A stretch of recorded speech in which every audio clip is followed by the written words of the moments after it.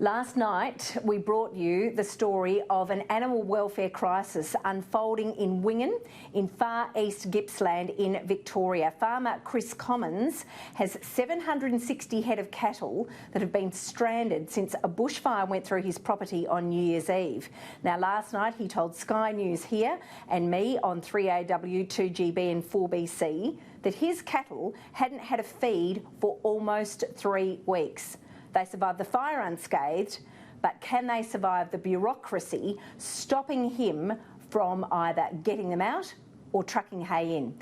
Chris is an experienced fire contractor of many years, and he told me last night that the road is safe, but that authorities are preventing him from getting those cattle fed. They are starving. 5 police roadblocks stood in his way. Now, we're not talking about an inexperienced operator here. Chris said that he would sign whatever waiver he needed to take full responsibility for any mishaps. Jim Molan joined me on radio last night and said that he thought that he could get the situation sorted. This is a dire situation, make no mistake about that. 460 steers and 300 heifers, hungry and blocked from feed, all due to bureaucratic red tape in Victoria. Chris Commins joins me on the phone from Gippsland now. Chris, good evening and welcome. Hey, good evening, Jane. Chris, last night on radio, we told your story. The phones went into meltdown. People were outraged. Jim Molan said that he thought that he could help. Now, that road, you went through 5 police roadblocks to get back to your property, but you were absolutely sure that the road was safe enough to either take hay in or get cattle out. That's correct, is it not? That's correct, and that was 1.5 weeks ago. I did that, and some of the logging contractors working on the side of the road think it's a sick joke, but we can't get cattle trucks in. And why can't you get cattle trucks in, Chris? Incident Control considers the road unsafe, and which I beg to differ from my experience. There is an element of risk in anything you do, but the risk factor is very low. How many years have you been farming? Virtually all my adult life, which is 45 years. And how many years have you been involved as a fire contractor? The same length of time, 45 years. So there's a fair bit of experience there, and you know the risks. So we understand that trees can fall, but you've traversed that road, so they are allowing some vehicles in. Is that correct? Well, there's been a very late breakthrough. The 6 o'clock this evening, we had the first good news we've had in weeks, in nearly 3 weeks. They are now going to run, the Australian Defence Force is going to escort convoys from Orbost to Mallacoota daily. So hopefully the cattle trucks will be allowed in shortly. We can get them rolling as well.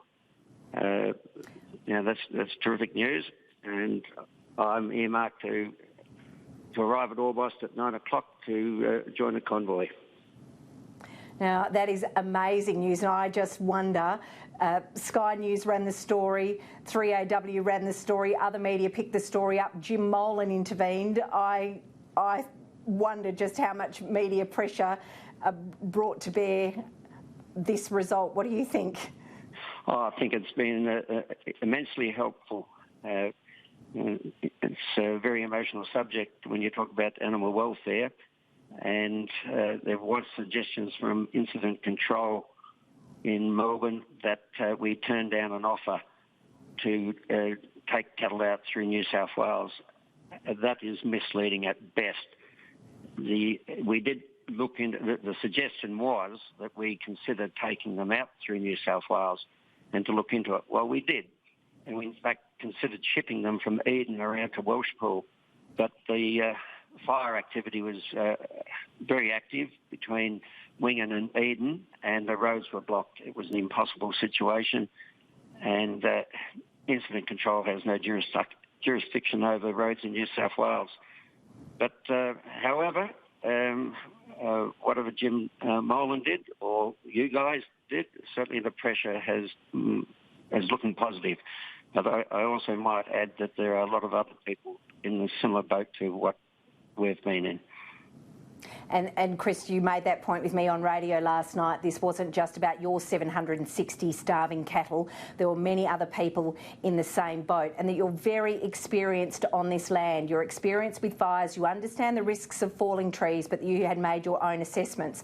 One of the things that I found particularly galling for you was that you simply couldn't get an answer out of incident control. We also went to the Department of Environment, Land and Water and Planning for you last night. They just sent me to the radio station just a stock standard press release sort of saying how much the Andrews government was helping farmers.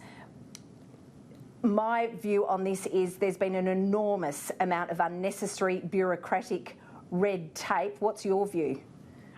Oh, definitely. It's just unneeded. It caused a lot of angst amongst the farming community, and not just the farming community, but isolated communities that have been fire impacted.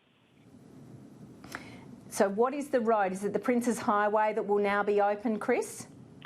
I'm not sure when it's going to be open to the public, but that is the road that will be escorted down daily. They believe, well, I believe that's what I've heard, and hopefully that will come to pass, and we'll have cattle trucks soon that can extract the cattle that should have been extracted 2 weeks ago.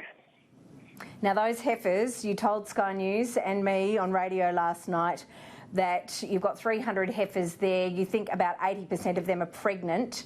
What condition are the cattle? You haven't been able to pregnancy test them. What condition are your 760 head of cattle in? A good question. It's a while since I've been able to see them. Prior to Christmas, they averaged 400 kilos, so it will be interesting. We will weigh some tomorrow to get a handle on it. And the other thing is, you said last night that you felt that you could have got those cattle out 2 weeks ago. Yes. It was my experience, my judgment, and of the locals that have a lot of bush experience in the east, there was no reason why they could not have been taken out 2 weeks ago. Yeah, well, we found it very, very hard to get any answers. I know you found it very hard to get answers. Lisa Neville is the Emergency Services Minister in Victoria. I think this is a problem that should be fairly and squarely owned by Spring Street. You found it hard to get incident controllers. We found it difficult to get any sort of response. I think media pressure, and particularly the intervention of Jim Molan, might be able to save these cattle, not just your 760, Chris Commins, but also your neighbours and plenty of other people in that region.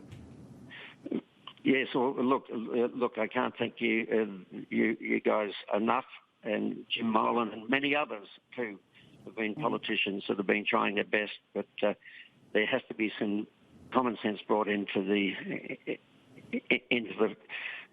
this incident control. They need to be able to, people that have got a pecuniary interest need to be able to access that property.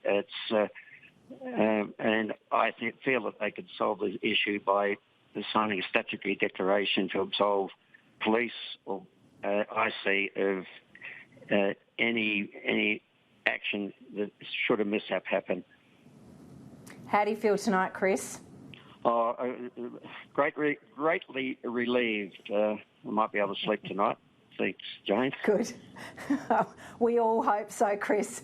So many of us took this fight up because I tell you what, when I heard about your 760 head of hungry cattle and someone of your experience saying you could get them out safely, I thought, well, I know who I'm believing, and it's not the bureaucrats and it's not Spring Street. Chris Commins, thank you so much for joining me tonight on Sky News. Thank you, Jane.